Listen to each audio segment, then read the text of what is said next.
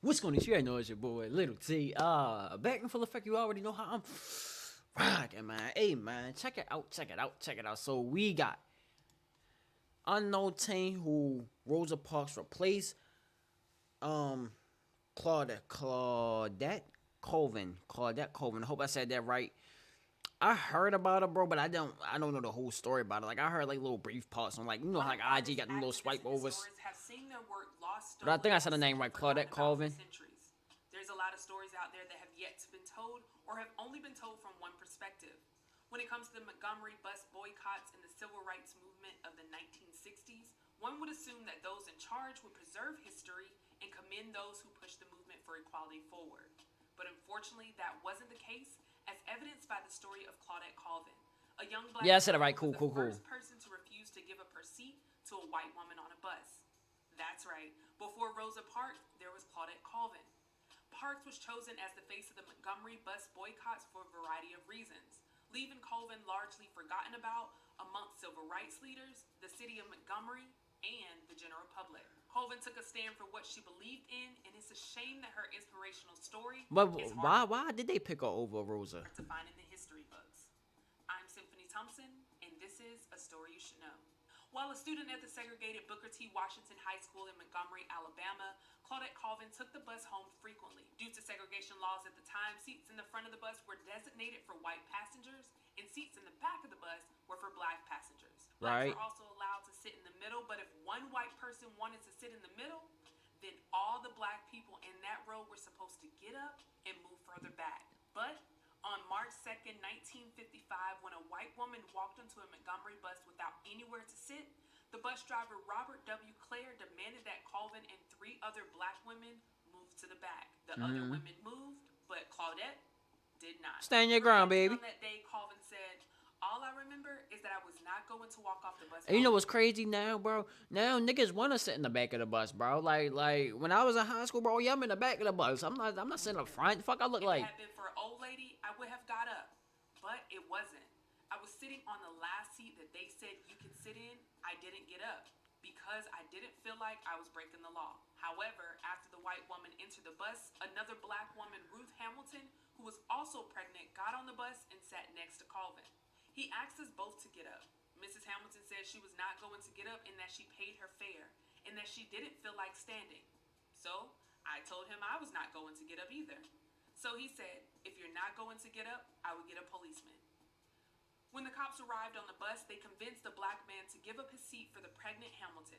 Colvin still decided to remain in her seat, and she was taken into custody. Philip Hooper's Damn. book, Claudette Colvin Twice Toward Justice, tells the story of Colvin in further detail. The policeman grabbed Colvin and ushered her off the bus. She didn't fight back, but continued to scream, "It's my constitutional right. It's my constitutional right to sit here as much as that lady. Talk it I ish. paid my fare. It's my constitutional right." Talk it Colvin was ish. taken to City Hall where she was charged with misconduct, resisting arrest, assaulting a police officer, and How violating was she resisting arrest if she got off the bus peacefully, bro? She was just saying she was doing her First Amendment. So how the fuck was she resisting arrest? the city's segregation Assault, laws. assault, and a police Going officer. back What? Damn. See, that ain't lying on her, bro. Resisting arrest, assaulting a police officer. and She a violating fucking teenager, bro. Who the fuck she the hitting? city's segregation laws. Going back to her feelings on that historical day, she said, "It just killed me to leave the bus. I hated to give that white woman my seat when so many black people were standing. I was crying hard. The cops put me in the back of the police car and shut the door. All ride long, they swore and ridiculed me.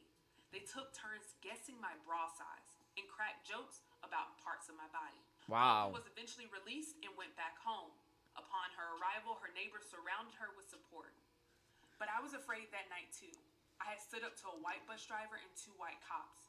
I had challenged the bus law. Oh yeah, you know the There white had people been gonna be after lynchings you. and cross Yeah, you know burnings the and white that people gonna kind be of after thing. you. It would have been easy for the Klan to come up the hill in the night. Dad sat up all night long with his shotgun. We all stayed. Yeah, Pops ready with that bitch. You heard me, yeah. When time for trial finally came, Colvin pleaded innocent, but was found guilty. Wow. She was released on indefinite probation 15 in her years parents' old. care. As the guilty verdict came in, the black leaders in Montgomery knew something had to be done to initiate change.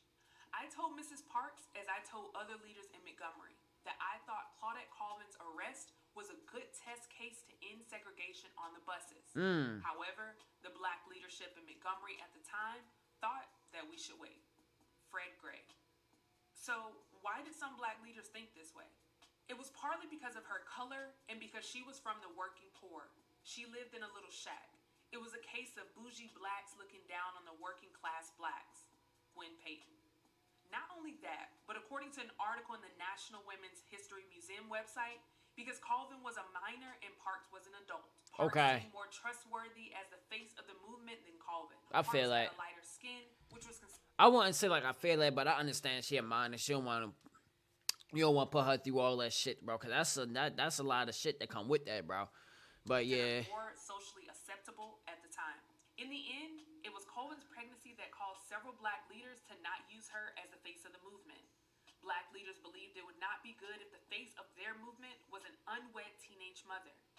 An article in the Guardian damn, she was a teenage mother too. Moved describes Colvin's situation as a personal tragedy for her was seen as a political liability by the town's civil rights leaders. Author of Parting the Waters, Taylor Branch wrote, even if Montgomery Negroes were willing to rally behind an unwed pregnant teenager, which they were not, her circumstances would make her an extremely vulnerable standard bearer. If the white press got a hold of that information, they would have had a field day. For they real. Her a bad girl in her case wouldn't have a chance. Yeah, yeah. When asked why I feel like, cause they would have found some way to twist that shit, bro. I feel what they saying. I definitely feel what they saying. Gets all the credit when it came to the refusal of giving up your seat. She said that the NAACP and other black organizations felt that Parks would be a good icon because she was an adult and they didn't think teenagers were reliable. Colvin also added that Parks had the right hair and right look. Her skin texture was the kind that people... That's a little fucked up right there. I don't understand that part. She fit that profile. Mrs. Parks was a married woman. She was morally clean, and she had a fairly good academic training. I understand that part, though. If there was ever a person we would have been able to use to break the situation that existed on the Montgomery City line, Rosa L. Parks was the woman to use. I probably would have examined a dozen more before I got there if Rosa Parks hadn't come along before I found the right one. Ed Nixon. According to sources, Rosa Parks was thrown off the bus on a Thursday and by Friday had several supporters and activists championing her. The Guardian article says that Colvin isn't bitter about the situation, but when she was a teenager, she did have feelings of resentment, sadness, and even bewilderment. They just dropped. What's bewilderment? None of them spoke to me. They didn't see if I was okay. They never came and discussed it with my parents. That is fucked up. They didn't want to know me. It would have been different if I hadn't been pregnant.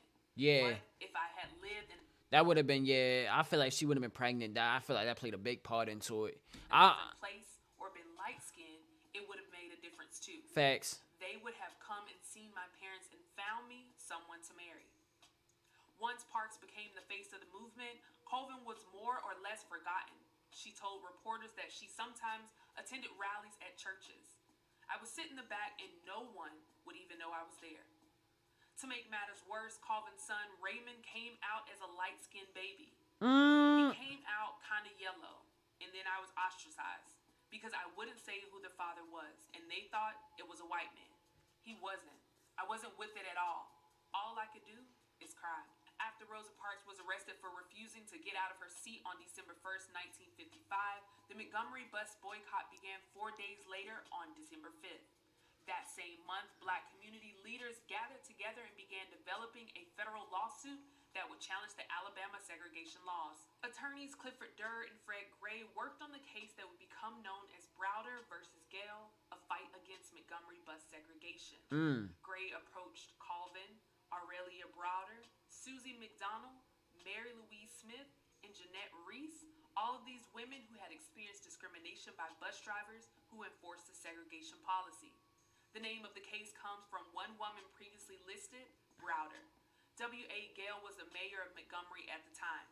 The women agreed to become plaintiffs in the case. However, Reese later dropped out of the case in February 1956 after intimidation. Damn. She and her husband were both threatened. Months later, on June 5th, 1956, the district court found that the enforced segregation of black and white passengers on motor buses operating in the city of Montgomery violates the Constitution and laws of the United States because it denied equal protection that was promised under the 14th Amendment. Of course, the city would attempt to appeal the decision, but those attempts proved to be unsuccessful as the Supreme Court. My man want all the smoke. Look at my mans. The decision, but those attempts proved to be unsuccessful. My man ain't going for none of that bullshit. Oh yeah, he talking his shit, man. Fuck your stick. Yeah, that's what I'm talking about. Successful as the Supreme Court support the district court, it ordered Alabama and Montgomery to desegregate its buses. On December 17, 1956, the Supreme Court denied the petition for rehearing on the December 20th. The ruling was implemented, officially ending the Montgomery bus boycott on that same day. In 1958, Colvin moved to New York City after having trouble finding work in Montgomery due to her involvement in the overturning of bus segregation. In 1969, she began work as a nurse's aide in Manhattan for 35 years, retiring in 2004. Ever since Colvin moved to New York, she was largely forgotten about. Her family has joined the fight for Colvin's recognition in the history books. The family asked the National Museum of African American History and Culture for Colvin to be given more mention, as the museum does have a section dedicated to Rosa Parks. All we want is the truth. Why does history fail to get it right? Had it not been for Claudette Colvin, Ariel Broder, Susie McDonald, and Mary Louise Smith, there would have not been a Thurgood Marshall, a Martin Luther King, or a Rosa Parks. Hey, it's all linked together, man. The juvenile court's records of All I hear was no way it cakes, bro. Montgomery County juvenile judge Calvin Williams signed an order for the records to be destroyed, including all references to her arrest. Colvin is still alive and is currently 82 years old. Oh, she's still living? Oh, shit. Decades have gone by and her name still isn't as prominent. I didn't even know she was still alive. Claudette Colvin sacrificed herself when she refused to get out of her seat for the greater good of the civil rights movement. Now, as we approach the 67th anniversary of that day, Colvin is now getting the recognition she deserves. As a biopic about her life is in the early stages with Anthony Mackie directing and Sanaya Sidney portraying the civil rights icon. The film will surely inform everyone of Colvin's story and inspire when it's coming out? An entirely new generation.